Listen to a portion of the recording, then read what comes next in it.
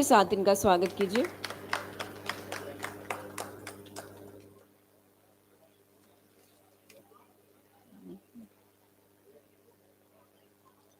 हम स्वागत करते हैं डॉक्टर सुकन्या कनारले जी का। अब हम स्वागत करेंगे प्रोफेसर बसवराज कोडागुंटी जी का।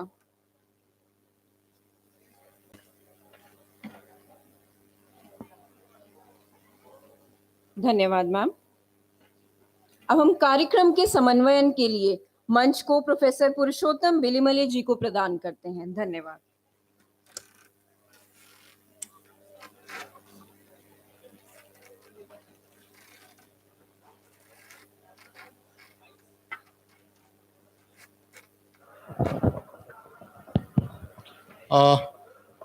Start करें. Good evening everybody.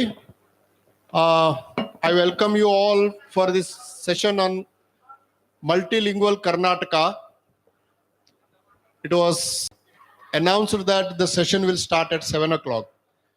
So, but we are starting a little early. Some people are coming. It's okay. Before we start, I take just 2 minutes.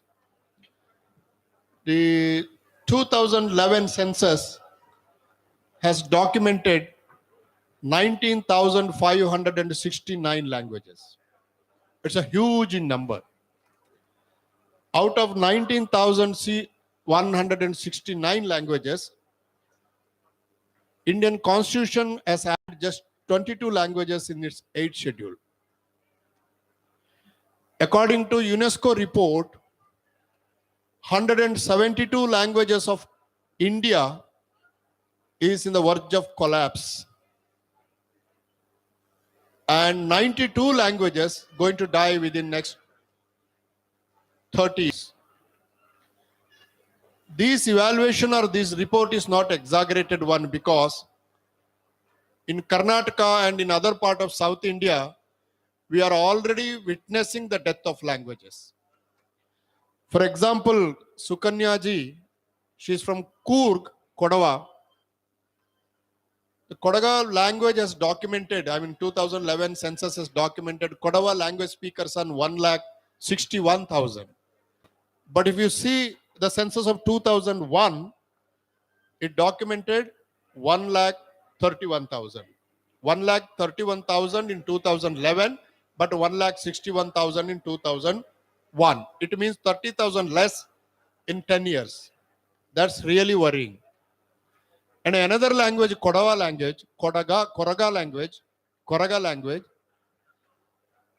there were 55,000 speakers in 1882, the first census of India, first census of Karnataka. But 2011 census documents just 5,000 speakers. It means less of 50,000 speakers. So next 10 years, maybe 15 years, there is no speakers for Kodaga language. In 2022, one language has died, Sera language. And my friend Kodagunti one day called me and asked me about the death of a language called Bellari language. Bellari language. There may be 1 or 2 speakers, but overall the language is dying. So many languages in India are dying. Along with the language death, the philosophy associated with the language is also dying. So we are witnessing the death of language and philosophy. That's extremely painful. However, my 2 scholars from Karnataka, Sukanya Kanaralli from Mysore, Basavaraj Kodagunti from Central University Gulbarga, are going to speak about the multilingual base of Karnataka, how many languages and everything. First, I request Basavaraj Kodagunti to present his paper on the multilingual map of Karnataka. Professor Basavaraj Kodagunti, a student of language, philologist, teaches linguistics at the Central University of Karnataka, Gulbarga. He has received his PhD degree from Mysore University on his work on historical development of Kannada cases, Vibhaktigala Aitihasika Belavanigeya Adhyayana. His interesting areas are historical linguistics, Dravidian linguistics, Indian grammatical traditions, lexicography, mother tongue education, which is more crucial uh, as emphasized in NEP 2021 actually, and morphology. He has published more than 22 books and edited 9 books. All are on the various aspects of languages of Karnataka. He presented papers in national and international conferences. We are really proud to have you here, sir. Over to you. Thank you. Thank you very much, sir. Yes. ಎಲ್ರಿಗೂ ನಮಸ್ಕಾರ. Let me begin with the multilingual Karnataka. Karnataka state is one, of course, but Karnatakas are there. There are several Karnatakas. There are several worlds of Karnataka. How do we visualize? How do we understand these different language, different worlds? Through languages, we have to understand. So at first I would like to talk some of the issues, language related issues, what is happening in India, and of course in Karnataka also. Census is the only source for us to understand language data, statistics. Only statistics we get, other than that nothing else we will get. So what the criteria to report a language in Indian census, that is very interesting.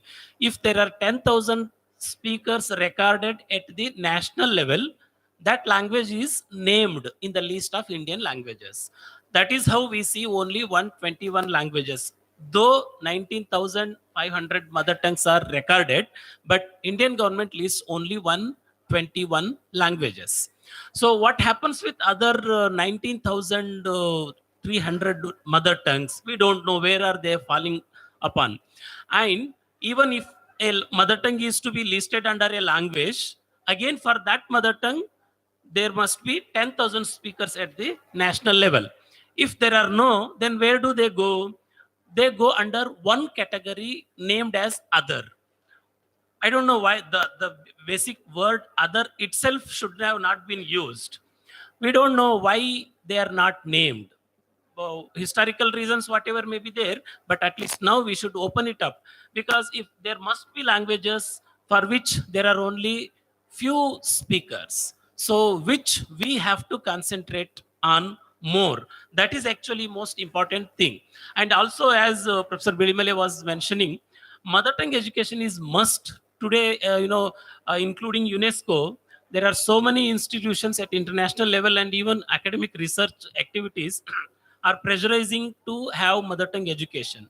So we should have a clarity about how many languages we have at first, and where which language can be adopted as mother tongue education, because we have made states based on languages. If we say Karnataka, Karnataka is only Kannada language, Kannada state. There are so many languages. And the basic question, how many languages are there in India? Nobody knows. Very interesting. Nobody knows. And it is same with Karnataka as well. I have tried to make some and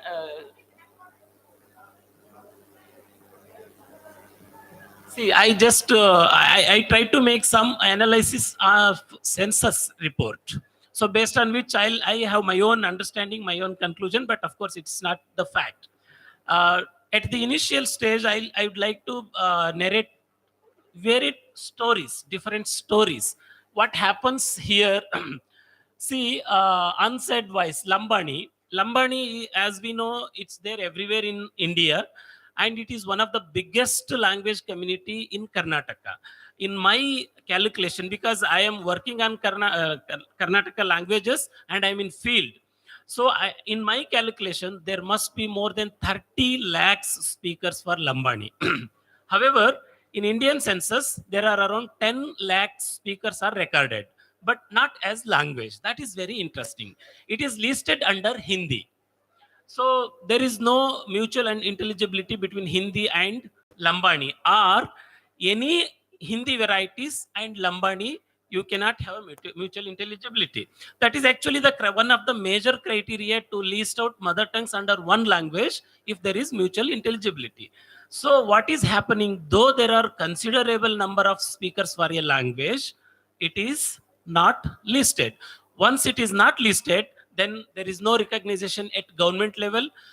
You may be having at social level, you have cinemas in Lambani, and you may be having so many other things, but unless you have a government recognition, you cannot bring Lambani into various domains. That is one story. And another story is Kulu.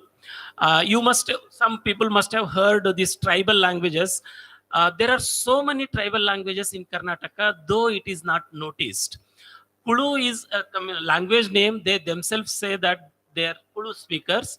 They are otherwise known as Koravas. Korava, Korama, they are the alternative names for the Kulu. This is very interesting. There are around 11,000 speakers recorded for Korava in the census. Among them, 8,600 are from Karnataka. Remaining are from Tamil Nadu and very few people from Maharashtra. But Korava, I have been working on for last more than 10 years.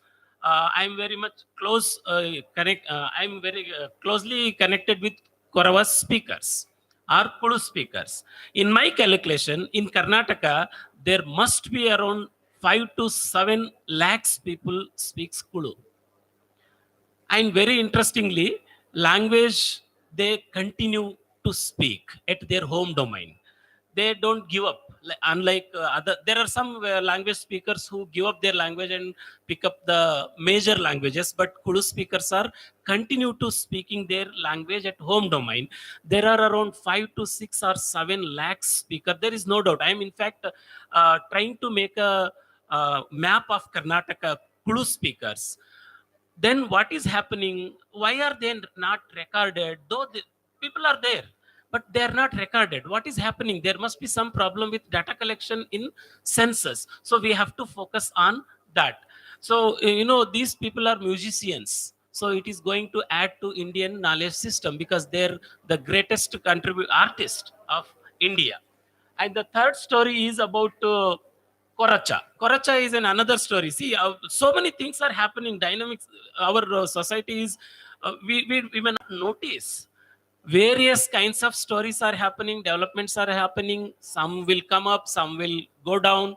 Koracha is one and unique variety of Dravidian family, which must be older than Kannada and Tamil within Dravidian. Why? Because the grammatical structure of Koracha, I have prepared a grammar of Koracha grammar of Koracha language. So the grammatical structure of Koracha, several very, very unique, interesting features you don't find in any of the Dravidian languages. And very interestingly, some of the features you don't find in any of the Indian languages. Such an unique features you will find in Koracha. So it must be not less than 6,000 years old language. Not less than 6,000 years.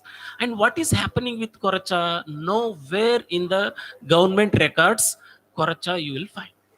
Though Koracha is known as a tribal in Karnataka, it's a tribe. But nowhere Koracha language is found. What is happening? And very interestingly, when I started working on Koracha and Kulu simultaneously I started working on, and I met these people different parts of Karnataka. There must be around 2 to 3 lakhs speakers of Koracha. And another interesting story happening with Koracha is Koracha and this Korava, they are close in their social structure.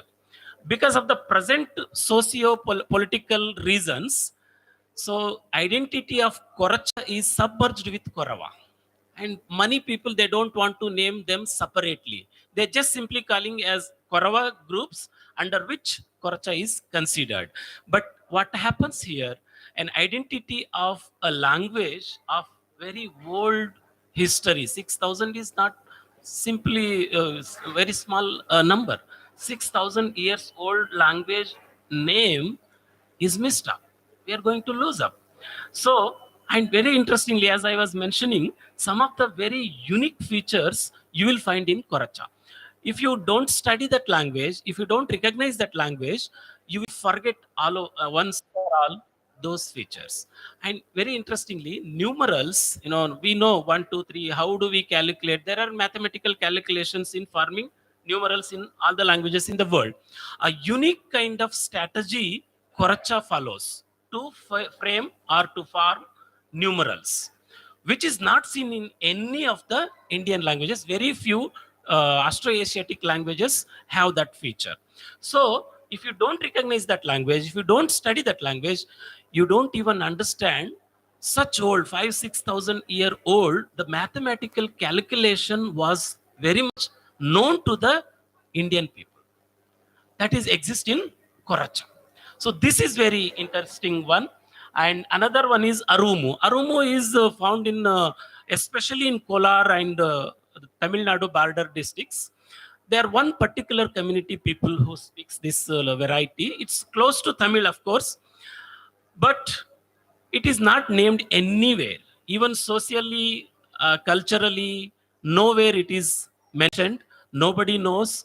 But very interestingly, so many IAS officers, even ministers, central ministers are also there from this community. But very interestingly, they themselves also not speaking about their language, Arumu. What is happening, we don't know.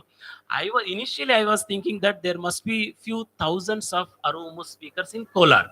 When I visited Kolar, my friends took me to various villages in Kolar, surrounding Kolar city.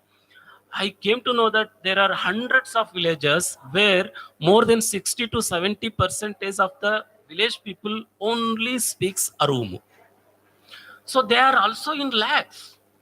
So what is happening? Why are we missing our own people? So we are not able to recognize. So this is what is actually multilingual nature. So it is not that 22 listed languages brings multilingual nature to India. But if at all we are really proud of multilingualism, multiculturalism, this multilingualism and multiculturalism is only because of this kind of languages, but not only from these 22 languages. We should focus on these things. Yeah, it is just a statistics that I have brought.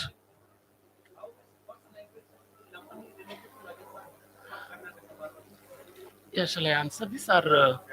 Yeah, fine. Actually, it is said that from Rajasthan, they have moved to different parts of India. So that is how they are connected. There are various varieties, Rajasthani, Marwadi, Mewadi. Uh, all these languages are closely related. But yes, Banjara, it has several names as well. Lambani, Lambada, Banjara, and there are many other names recorded in different parts. And especially in Andhra Pradesh, it is known as Lambada, not Lambada. There is another one name. So this is 3.28 percentage of speakers belongs to non-scheduled languages. Though it is very small, but it is very important. Why? Because why India is proud? Because of its multicultural nature. So that multicultural nature is coming from this 3.28 percentage. That is most important. And here, what is happening? Karnataka has 3.53 percentage of non-scheduled languages, which is more than Indian number. Yes. How this multicultural, multilingual nature has enriched Indian history. This is very interesting. If you go to understand history of languages, see, you must be knowing Ganeshwari or Daneshwari of Marathi. Those whoever wants to read Daneshwari should know Kannada. What is this? Daneshwari is a Marathi text. To read a Marathi text, why should one know Kannada? This is how Indian languages are living together. Once upon a time, when Prakrit moved towards south, Kannada was a prominent language used in present Maharashtra and Karnataka, where Kannada and Prakrit met and they got exchanged several features. And very interestingly, these features made that southern variety of Prakrit as an elite one in medieval period. So southern Prakrit, which was named as Maharashtri Prakrit, later known as Marathi Prakrit, later became Marathi. So during the medieval period, this Prakrit was the elite kind of status it had enjoyed. It is important thing is that the Marathi evolved in between the Kannada and Prakrit meet. That is very interesting. That is actually the reason why, though Marathi is Indo-Aryan language, you have too much of Kannada grammar and Kannada vocabulary in Marathi. Compared to any other Indo-Aryan languages, Marathi shares a lot of its grammatical features with Kannada or Dravidian, and even vocabulary also with Kannada and Dravidian. It is because between Kannada and Prakrit, so Marathi evolved. And similar case, Urdu evolved in the Dakkani language, whatever is called as Urdu. Urdu evolved in different places simultaneously, but in Dakkani, it evolved in Gulbarga.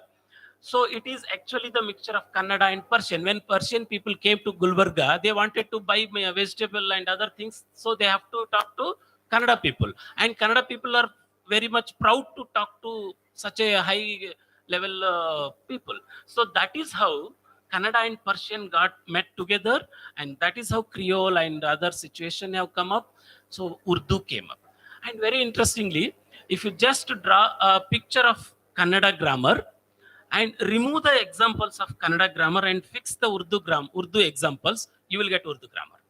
Very little difference is there between Dakkani Urdu grammar and Kannada grammar. Why? Because vocabulary Urdu has brought from Persian, but grammar it has taken from Kannada. So this is actually it indicates mixture of languages, true, but it is not so simple. It indicates how Indian societies are living together by getting exchanged each other's features. There is an argument, there is a concept called India as a linguistic area. So for this nature of India as a linguistic area, it has become a concept everywhere in the world, and there are many other regions recognized even in the world. So this region, Karnataka, has given so many such examples to identify or to recognize India as a linguistic area. Yes, and we can see several regions where so many languages are living. I'll take only one example. I have listed 2, 3 there. Mangaluru district, I would like to take. Mangaluru is in Karnataka. Everybody knows. I need not to mention it. But if you see the number of Kannada speakers in Mangaluru district, it's only 9%. I'm not wrongly mentioning. It's 9%, not even 10%. Then what is happening with Mangaluru district? Who are the other languages there? So there are so many other languages. Very interestingly, in my calculation, within Mangaluru district, there must be more than 200 languages. What is happening? Why this Mangaluru is so attractive to so many language speakers? There must be 1, 2, 3 language speakers for each language. We don't know. And Mangaluru is one of the very, very complex linguistic nature in India. Because within one small district, district is very small region. You have more than 200 languages. But very interestingly, census will not give the list of languages. It's my own calculation. I have made too many calculation on the census data, based on which I could say I can say that there are more than 200 languages. So what happens if 200 languages are living together in one city? What happens to the city life? That is actually should attract us. I have just brought these many languages. There are 25 languages with more than 10,000 speakers in Karnataka. You can see Lambani here, Bhojpuri here, Marwari here, which are not considered as language by the government. However, I have listed it separately. Why? Because mutual intelligibility is very much not possible. So based on such calculation, I have listed these languages, but it is only based on whatever government data is available. If we really go to the field, there must be more than 25 languages with more than 10,000 speakers. Here I have just tried to point out Kannada percentage in different districts. You just see I have colored some of the districts, Bengaluru and Mandya, Mandya has 91 percentage, whereas at the below Udupi has 42 and Kolar has 53, 51. So this is actually interesting. So who are the other speakers? There must be other languages. Wherever you have less percentage of Kannada speakers, you have more number of languages in that districts. These are some of the maps. You can just see number of Kannada speakers. This map very clearly indicates the southern part of Karnataka has more number of Kannada speakers compared to northern part of Karnataka. So that is very dynamics, right? We don't know why. Maybe because influence of Marathi, influence of Telugu. Always we fight in the name of Tamil whenever Kaveri issue comes. But interestingly, Tamil border districts have more number of Kannada speakers. So we don't know. And always we fight with Belagavi in the name of Marathi. But Belagavi is the second biggest district in Karnataka for Kannada speakers.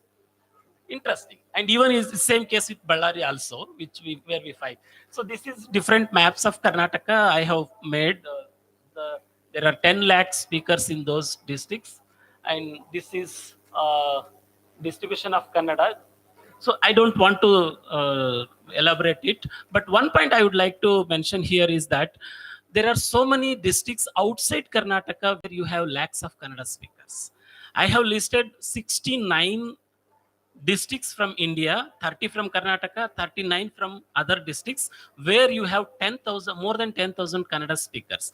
And very interestingly, one of the maps of mine shows that this Mangaluru and Kodagu out from Karnataka, if you consider 2 lakhs plus speakers of Kannada, but a district from Maharashtra, Sollapura comes in, 2 districts from Tamil Nadu, Coimbatore and Nilgiri comes in.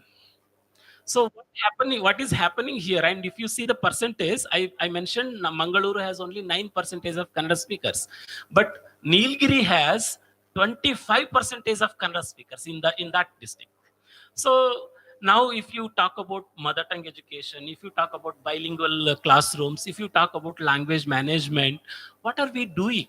And so this is very interesting that we should bother about, Karnataka should bother about many other languages, as well as other governments, other states should bother about Kannada in different places. So this is actually, I tried to made a list of languages, possible languages from Karnataka. As we know, Kannada is more than 1 crore, and more than 10 lakhs, there are 6 languages, and more than 1 lakh, there are again 6. And between 1 lakh and 10,000, there are 12 languages. I have listed wherever it is possible. And then there are 4, 8 remaining. I don't know the names because government will not give the list out.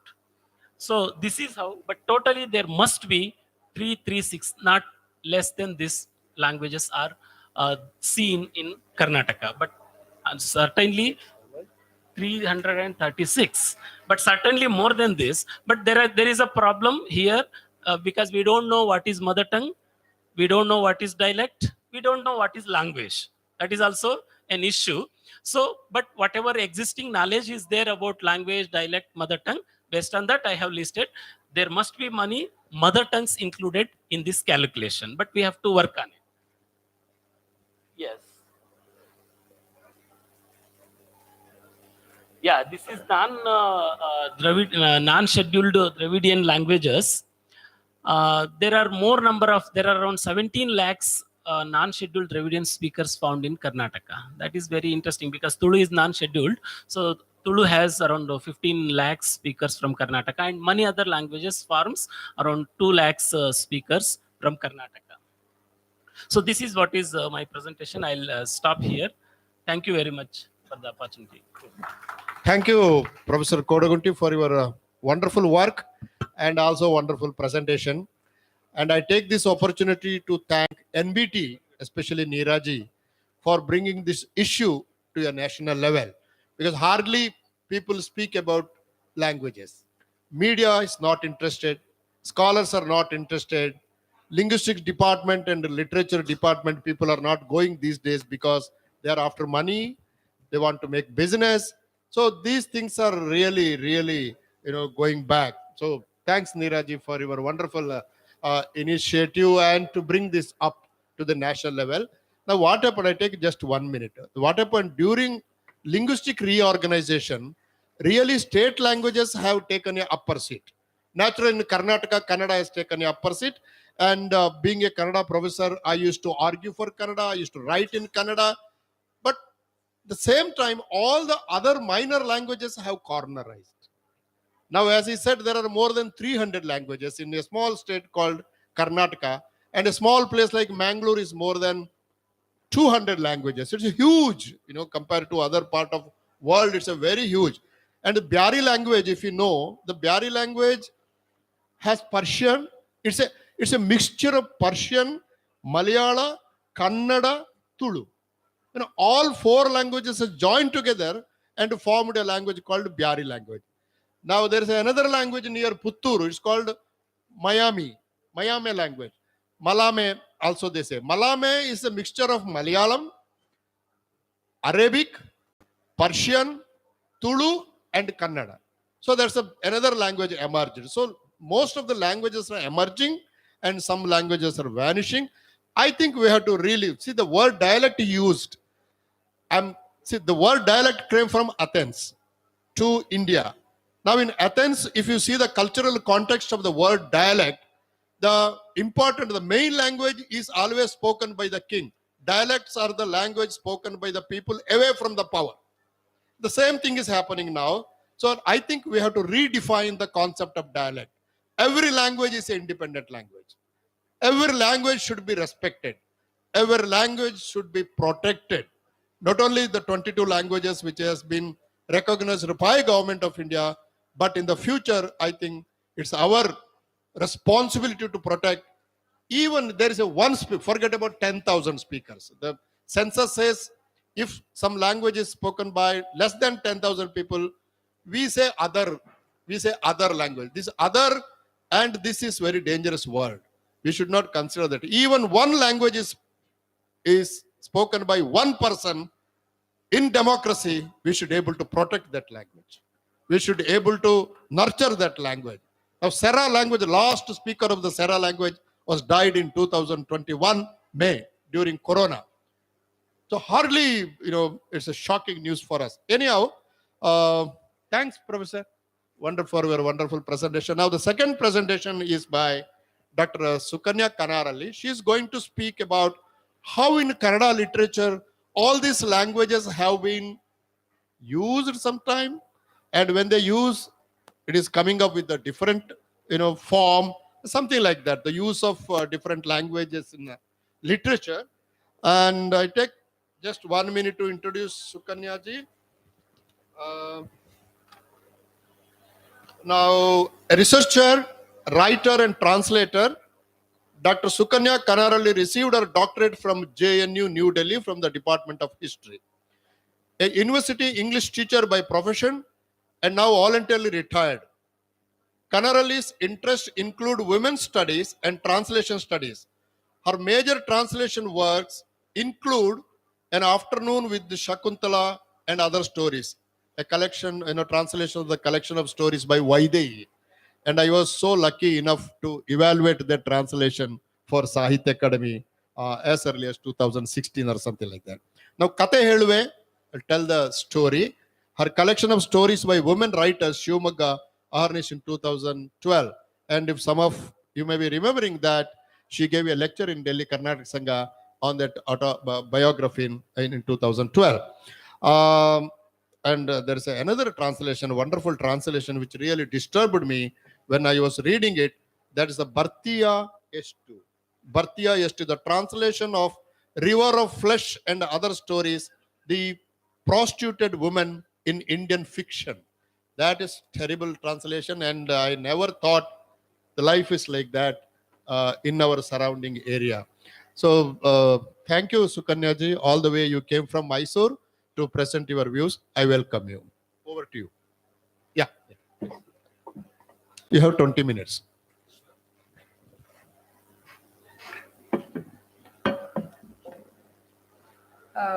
Thank you, Professor Bilimale, for your kind words. Friends, my focus today is the literary multilingual.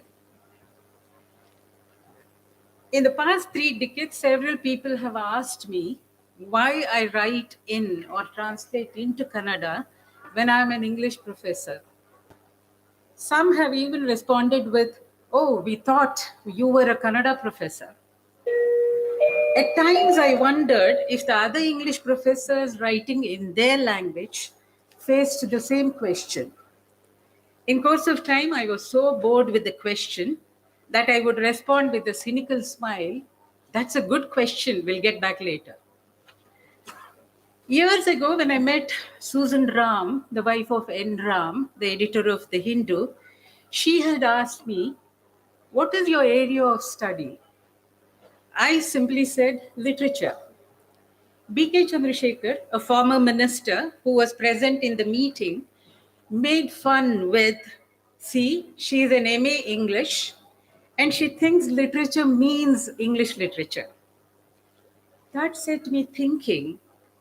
And I told him later that even if I were to be doing Kannada MA, I would have still just said literature.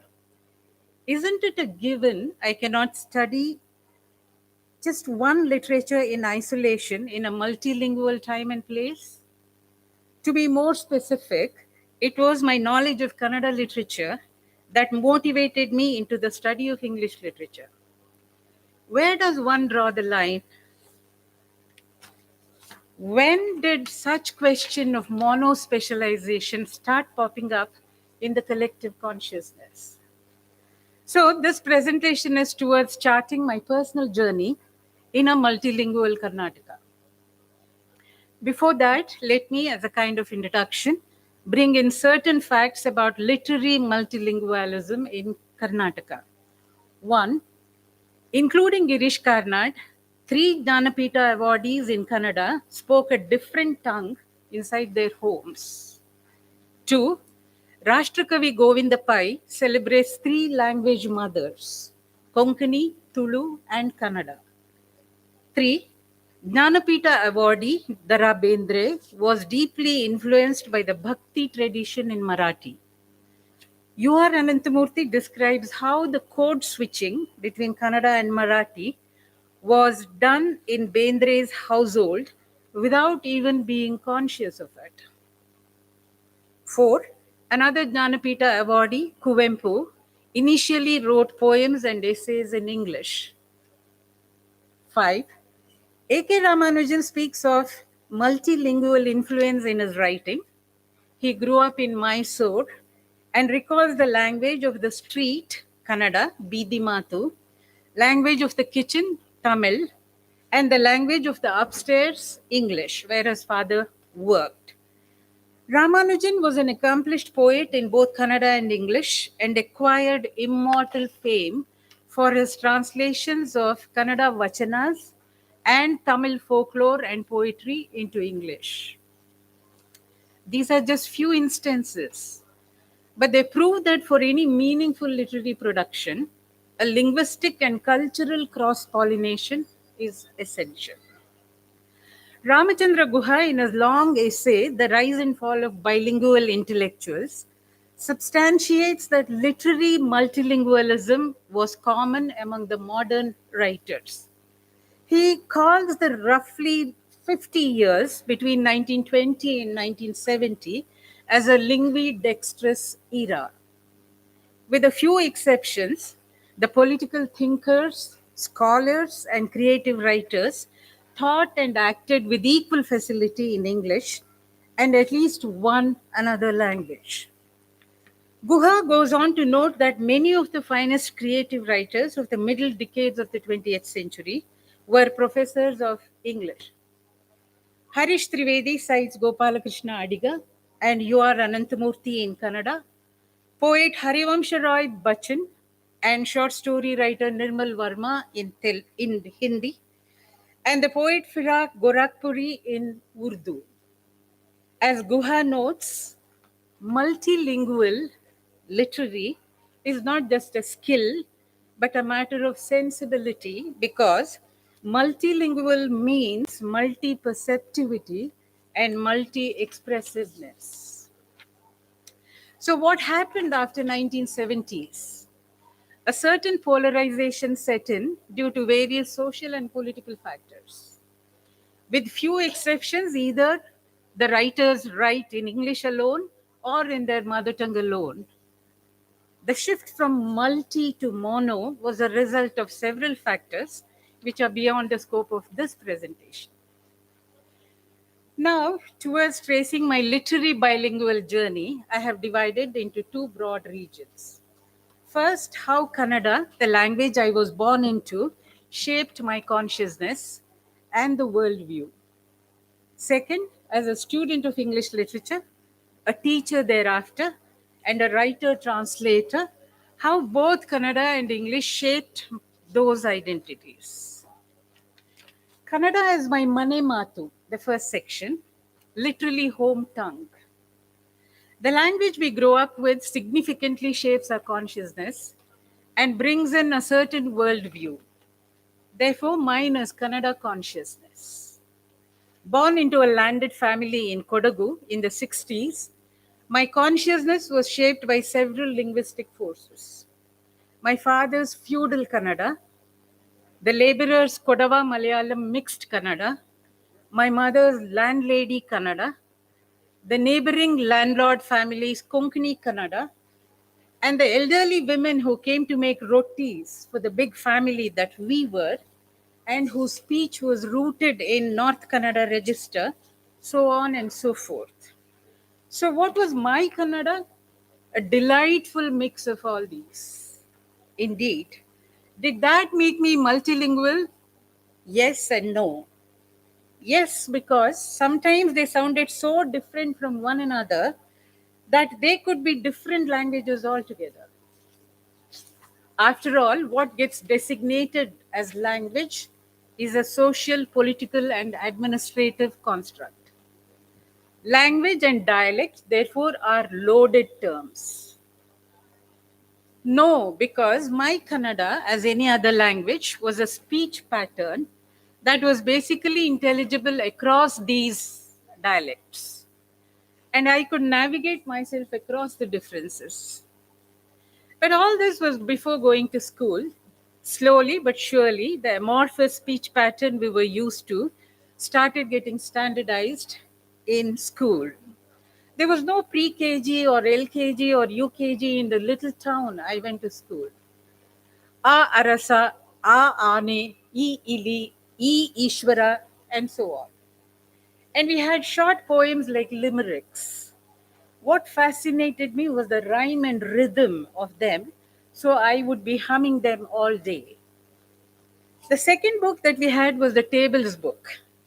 For us, the tables were no different from the rhymes. And we recited them with great elan. In Kannada, Ombombo Tlembattundu.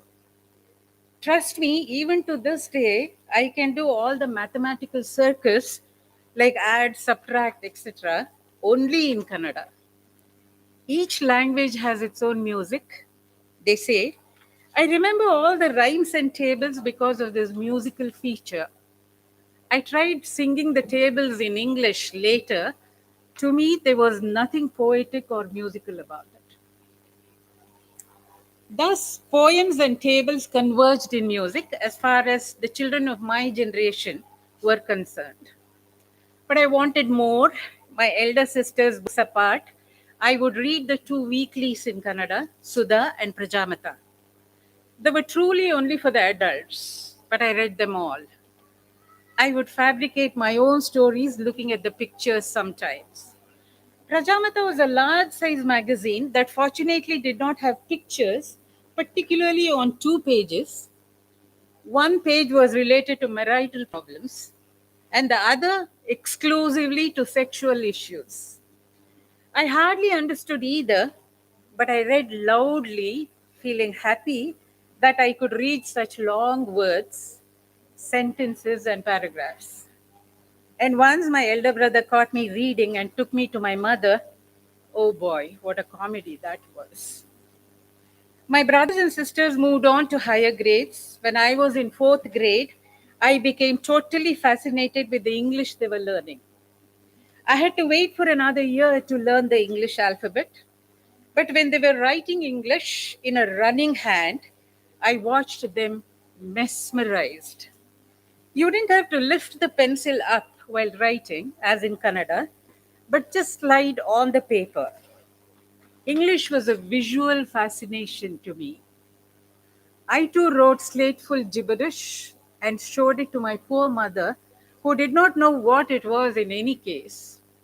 I proudly said, "It's English." My mother just wondered if I would forget Kannada once I moved on to learning English the next year.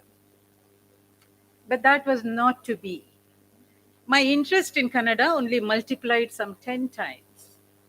Reading Kannada, I would think about the equivalent in English and search the dictionary for the right word. Any board on my way to school caught my attention.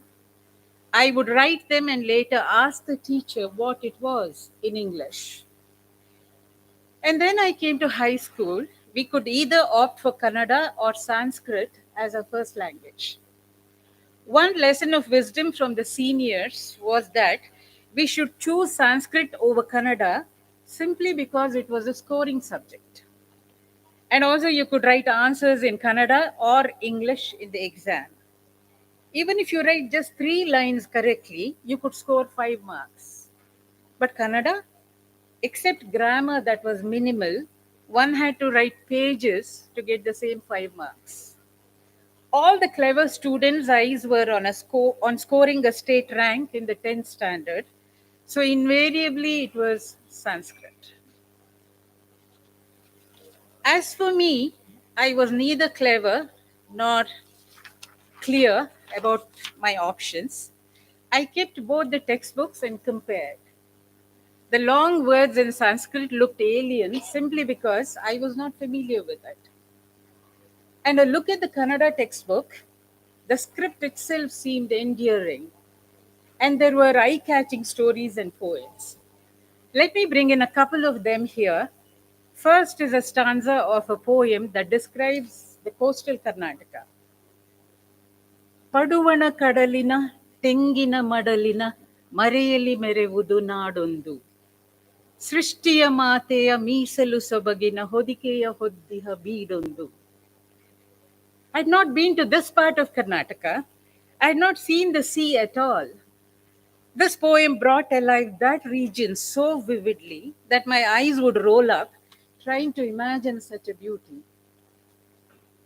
Or take the example of this song about Kodagu that I hail from.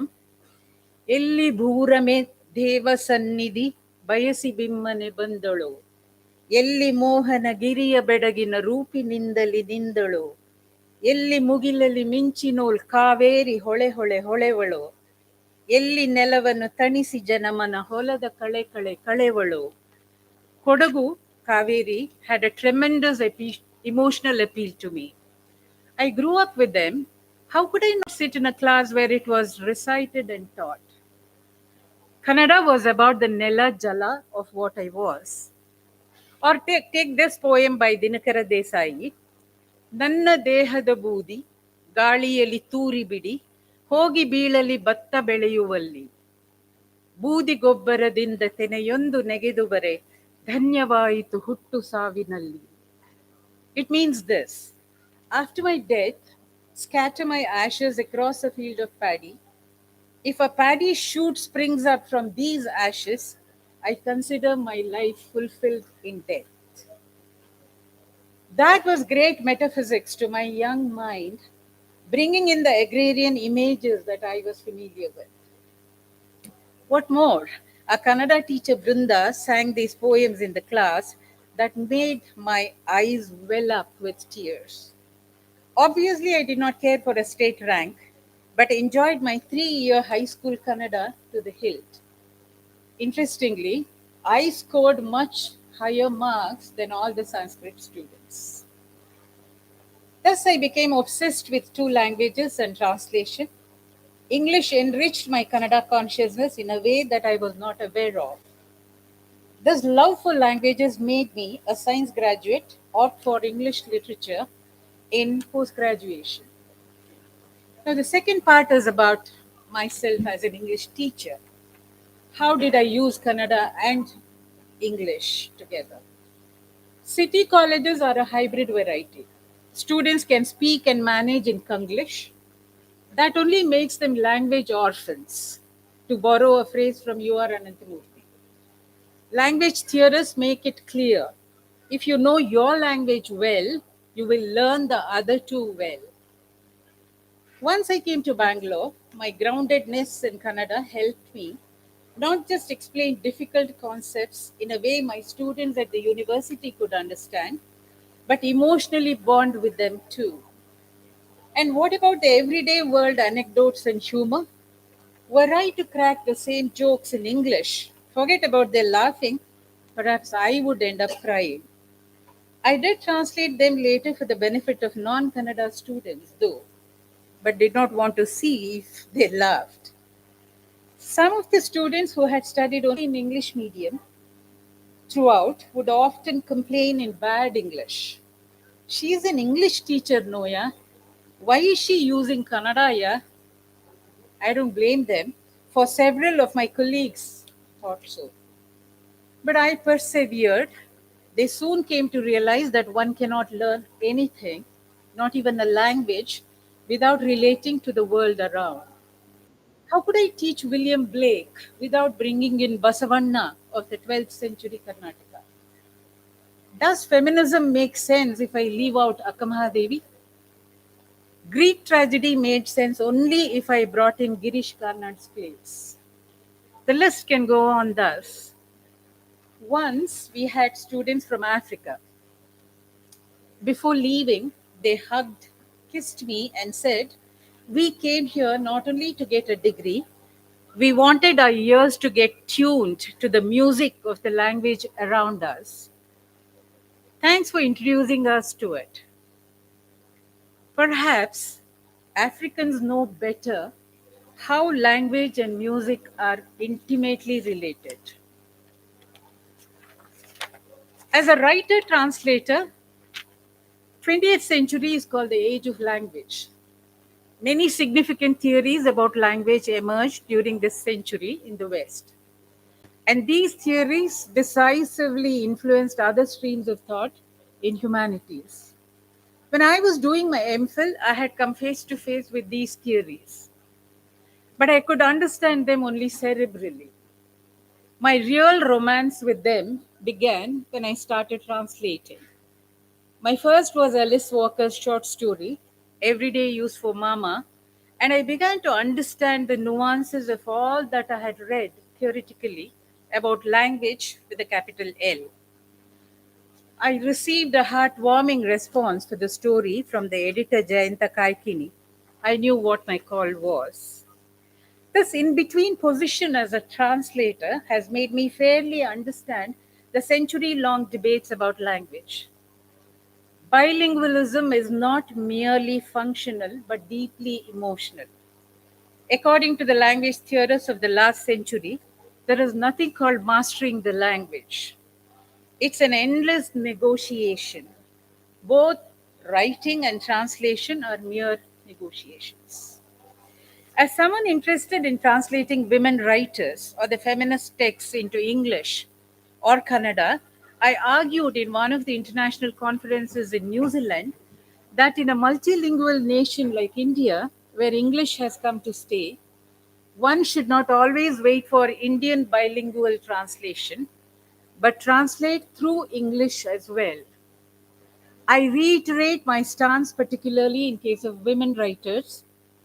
Translating through English has its own merits and demerits, but in a situation where, by and large, only the canonical texts by male authors get translated directly from one Indian language to the other, and in times like this where we are moving from multi to mono, it's hard to come across bilingual scholars in Indian languages. And most importantly, are we really in a position now to say that English is not one of the Indian languages, even though it does not have a speech community of its own? Last, I also need to mention one important phenomenon emerging from New Zealand, where I lived for years. That small nation is increasingly moving towards the multicultural, multi-ethnic, and multi-so on. Teachers at several levels from different cultures are preferred over the mono language and so on ones. Reasons are two. The student population itself is becoming more multicultural, and also the nation, New Zealand, wants to move away from their narrow and parochial profile. I was heartened to see that Guha observes the same in case of Europe. As a closing note, I wish to briefly talk about our venture called Different Tales, children's stories from marginal cultures and regional languages, an initiative by Anmeshi Research Center for Women's Studies, Hyderabad. A survey of available children's reading material indicates that textbooks and other children's books generally do not take into account the lived worlds of a vast number of children from variously marginalized and non middle class populations. Being the editor for this series in Kannada, I have been helped by several translators from different regions of Karnataka. Professor Bilimale himself has translated a story for us in coastal Kannada. In effect, we have a vibrant collection of children's stories, not only from marginal cultures but also in so called dialects, in a way that makes a child reader at least become aware that there are other types of Kannada different from the standardized Kannada. That is one kind of the literary multilingual for our children. Thank you. Thank you, Dr. Kannarali, for your very, very creative paper on translation, multilingualism, coming together, creating something new. And as far as India is concerned, the same, the Karnataka is the replica of all India. We have more languages because of its geopolitical situation. If you come from north and if you cross Vindhya hill station, then you come to Karnataka. That's the Deccan Plateau. You need not go deep into south. Then it's a Tamil Nadu and Kerala. So because of the geopolitical situation of Karnataka, Karnataka has more languages than any other states in India. Because anybody can cross Vindhya and see all the way from Bihar, Chandragupta Maurya and Bhadrabahu Bhattara, because of the drought in Bihar, traveled deep south and stayed in Karnataka, right? Karnataka. Why? He could have gone to Tamil Nadu, but it's because of the geopolitical situation. All the way from Tamil Nadu, Ramanujacharya came and settled in Karnataka, right? Now Shankaracharya defeated one of the greatest philosopher of that time and sent him to Karnataka. He stayed in Sringeri. So such a story of Karnataka having a lot of religions, a lot of languages, and living together, as Basavaraj Kodagunti rightly said, we are living together. And she demonstrated how this multilingual life is existed in Karnataka and how it's going smoothly. So it's a responsibility to protect such culture. I think I have time for one or two questions. Yes, sir. Murthy sir. आगे yes. Please introduce yourself. I'm K.S. Murthy from Karnataka, but staying in Delhi for last 31 years. Appata Kannadiga. Okay. Yes, sir. So thanks, sir, for the nice, madam and sir, for the nice presentation. I was one question to the madam. I gone through, you talked about Kannada and English. Also in Karnataka, from 6th onwards, Hindi is also introduced. So how was your this one? There was no influence of Hindi because you did your doctoral from JNU also. That's in Delhi. So there was no any influence of Hindi on you other than English because you narrated your life journey of these two languages. And Yes. Now, as far as academic learning of Hindi is concerned, of course, we did study from 6th standard up till 10th standard, but that was very, very minimal. And we didn't even have to pass, pass in the exam. I remember my academic learning of language was very good. I picked up Hindi as well, but I did not retain it, mainly because, Kannada was the language of my heart, English was the language of my intellect, and I didn't need any other language, actually. And as far as JNU is concerned, uh, JNU is such a, of course, it's a national university, and you find people from all over the nation. But there is also a kind of elite atmosphere. Unless I'm interacting with the daba wala or vegetable vendor or something, I mean, everyone managed in English itself. So universities are very insulated, they are very cosmopolitan. So I didn't need Hindi at all in JNU. And when I was in JNU, I hardly went out of the campus. 24 by 7 libraries, and so it was a world in itself. So I spent my years inside JNU itself. So there was not much influence of Hindi on me, just the academic part. Thank you. Thank you, Doctor. Now, the last part, we are going to finish within 2 minutes now. If you see the language development graph, amazing informations are available in 2011 census. Unfortunately, we didn't get 2021 because of the corona, and 23, 24, India is going for election. Maybe next year we are going to get 25 or 26, we are going to get another census. So I'm waiting for that. But if you take 2011 census, the Hindi languages growth is almost 46% from 1971 to 2011. Last 40 years, Hindi has shown 43%. Being a language student, I'm quite happy. I'm delighted to know that the language is growing so nicely. But what happened to other minor languages? Kannada is showing just 3.23%, which is least in any Indian languages. Tamil, Telugu, Malayalam all showing 7%. Bangla is a bit better, showing 11%. Tulu, one of the non-scheduled languages, showing 7%. So I think the languages are going in different way and in different style, and many languages are extincting also. That's what I told you in the beginning. Koraga language, Kodava language, Bellari language, Sera language, these are all going to extinct. So I think to protect all Indian languages, I take this opportunity. NBT has given me this opportunity to talk. If you don't mistake me, I request NB to take up the issue, or Sahitya Academy to take up the issue, that India needs a well-designed, well-thought language policy to protect all Indian languages. There should not be any minor languages. There should not be any major languages. There should not be any scheduled languages.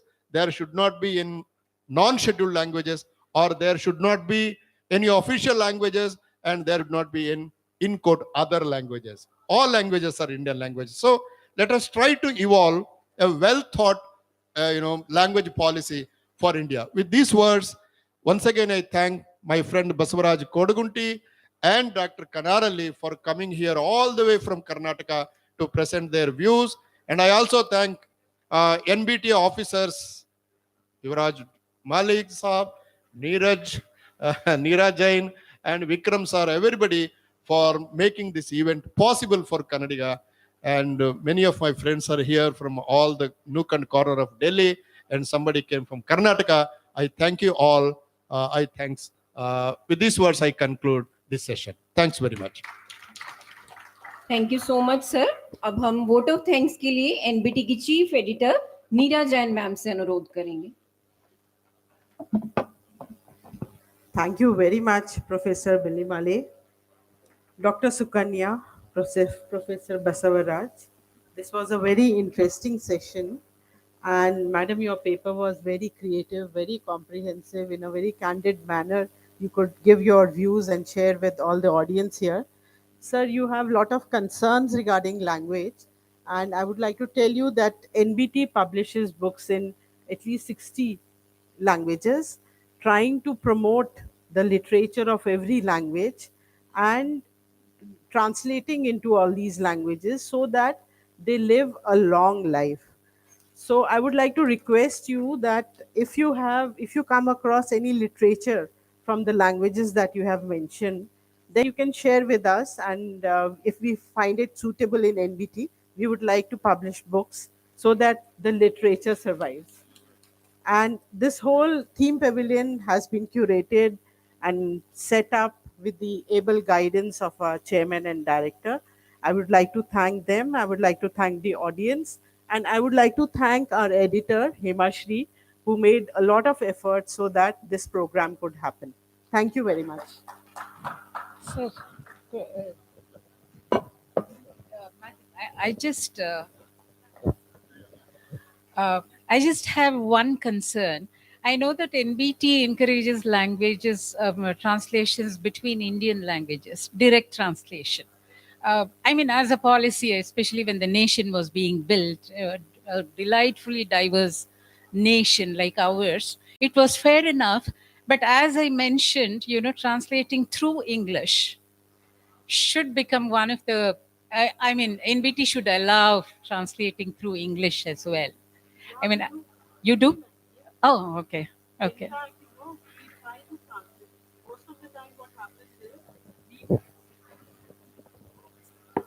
We translate original language text into English or Hindi and then into other languages.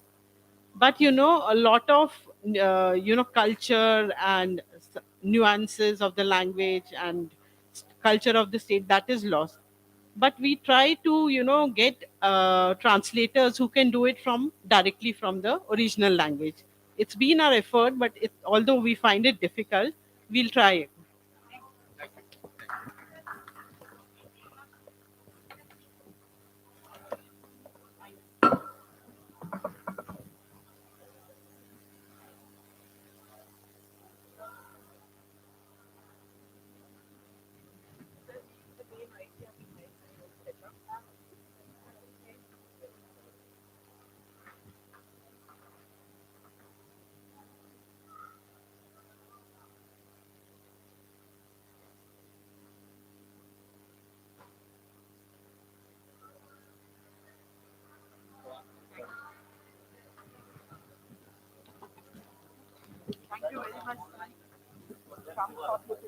Thank you, ma'am. I hope you were comfortable. Yes.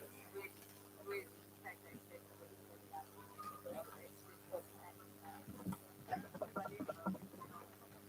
very much. Okay, sir. Thank you very much. Yeah, what is that? We also need you, ma'am.